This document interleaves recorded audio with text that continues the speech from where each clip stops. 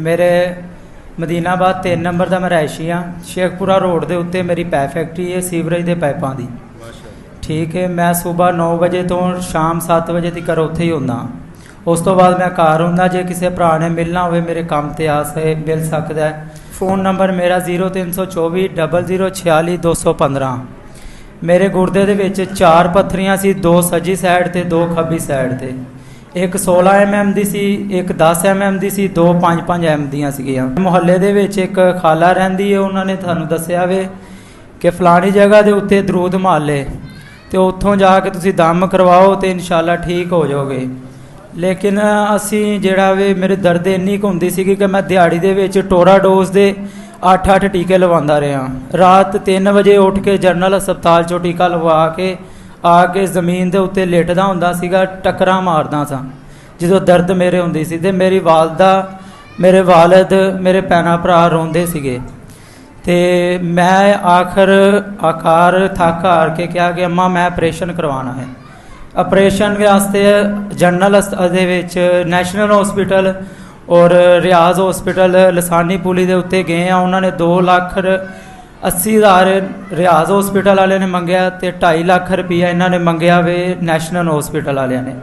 तो असी रियाज हॉस्पिटल दे विच एडमिट होने वास्ते मैं चलना सीगा।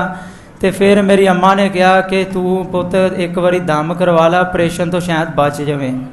तो मैं दिल दे विच ख्याल लिया कि शायद अल्लाह पाक मैनू आराम दे देवे। तो मैं इत्थे दरूद माल दे उत्ते आया वहाँ, आके पहला दम करवाया, दूसरा करवाया, तीसरे दम ते मैनू दर्द खत्म हो गई है। तो दरूद पाक मेरे भैन भरा भी पढ़ते रहे ने, मेरे वास्ते मेरी माँ भी पढ़ती रही है मुसल्ले ते बह के। तो मैं भी काम ते भी घर भी दरूद पाक पढ़ता रहा वहाँ। तो अल्लाह पाक ने मैं 7वां दम करवाया तो अल्लाह पाक ने मैनू शफा देती। 7वें दम ते मैं रिपोर्टां करवाइयां ने। तो डॉक्टर जिहड़ा सीगा मैं मेरे को तकरीबन 16 रिपोर्टां पईयां ने। तो डॉक्टर को जो मैं रिपोर्टां करवाइयां ने तो उन्हें ये गल कही है कि कित्थों मैडिसन खाधी है। तो मैं उन्होंने कहा है कि जवाद क्लब के कोल बाबा जी ने दरूद मालरे वो दम करते हैं 7 तो अल्लाह पाक शफा उत्थों देंदा वे। तो उन्होंने फिर बाबा जी हुनिया का कार्ड लिया वे। उन्होंने कहा इंशाल्लाह मैं मरीज़ जिहड़े ने उत्थे भेजा करांगा। जिहड़े माड़े लोग ने पैसे नहीं ला सकते उन्होंने मैं दरूद माल दे विच भेजांगा, इंशाल्लाह उन्होंने अल्लाह पाक उत्थों शफा देगा। तो मेरी दुआ है कि सारे भैन भरा जिन्ने भी ने अपनियां जिहड़ियां भी मुरादां लैके आए ने इत्थे दरूद माल दे विच दरूद पढ़ते रहा करो। अल्लाह पाक तुहाडियां परेशानियां और जिहड़ियां बीमारियां ने अल्लाह पाक दूर फरमाएगा दरूद पाल दे सदके। नैशनल हस्पताल चों मैं मैडिसन खांदा रहा वां। जिद्धर मैं पहला दम कराया मैं मैडिसन छड्ड के आया सी इत्थे। तो उस तो बाद मैं मैडिसन कोई नहीं खाधी हैगी। 16 अल्ट्रासाउंडां मेरियां होईयां ने। मेरी माँ हर हफ्ते दे विच मेरी अल्ट्रासाउंड करवांदी। 1000 रुपये की एक अल्ट्रासाउंड है। उस तो बाद मैं अपने एक्सरे करवाए ने। PCR की रिपोर्ट 7000 का टैसट है। 7 टैसट मेरे वो होए ने। तो 2,80,000 रुपया मैं 6 महीनों के उत्ते अपने उत्ते ला चुकिया दी। तो थक हार के मैं ऑपरेशन करवान लगा दी। तो लेकिन अल्लाह पाक ने मैनू दरूद माल दे विच भेजिया वे। तो इस दरूद के सदके मेरा ऑपरेशन तो मैं बच गया हाँ।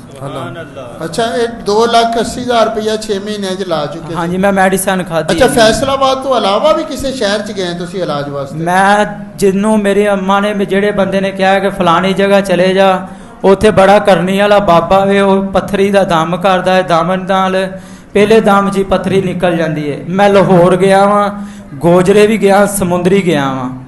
उस तो बाद एक लसानी टोन दे विच भी हैगा बाबा, वो कहंदे छुरी ना ऑपरेशन करदा वे, मारदा नहीं हैगा। लेकिन उहदे को मैं नहीं गया। लेकिन मैं बड़ी बड़ी दूरों दम करवाए ने, लेकिन मैनू आराम नहीं आया।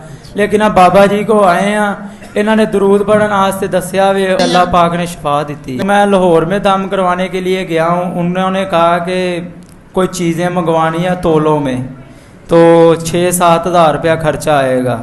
तो मेरी अम्मा ने कहा कि ठीक है ये ले ले, मेरे बेटे को बस शफा होनी चाहिए। तो हम 2 बार गए हैं तो मेरी दर्द नहीं खत्म हुई। जेड़े भरा यकीन नहीं करते चैक करने वास्ते आते, जिदा लोगों बाहर बाबिया चैक करन जाते हैं, लेकिन इत्थे ये काम कोई नहीं है चैक करने वाला। इत्थे शफा है।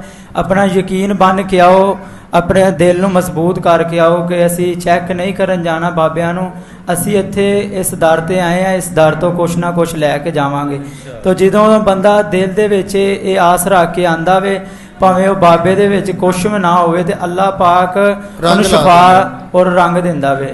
ਮੇਰੇ ਕਾਰੀਗਰ ਜਿਹੜੇ ਨੇ ਮੈਨੂੰ ਮੋਟਰਸਾਈਕਲ ਤੇ ਕਾਰ ਦੇ ਵਿੱਚ ਲੰਮੇ ਪਾ ਕੇ ਕਦੇ ਅਲਾਈਡ ਹਸਪੀਟਲ 'ਚ ਬਾਹਰ ਡਾਕਟਰ ਜਿਹੜੇ ਸੀ ਮੈਨੂੰ ਨਹੀਂ ਸੀ ਫੜਦੇ, ਉਹ ਕਹਿੰਦੇ ਸੀ ਅਸੀਂ ਇੱਕ ਟੀਕਾ ਲਾ ਸਕਦੇ ਹਾਂ, 24 ਘੰਟਿਆਂ ਬਾਅਦ ਟੋਰਾਡੋਜ਼ ਦਾ ਟੀਕਾ ਦੂਸਰਾ ਲਾਵਾਂਗੇ।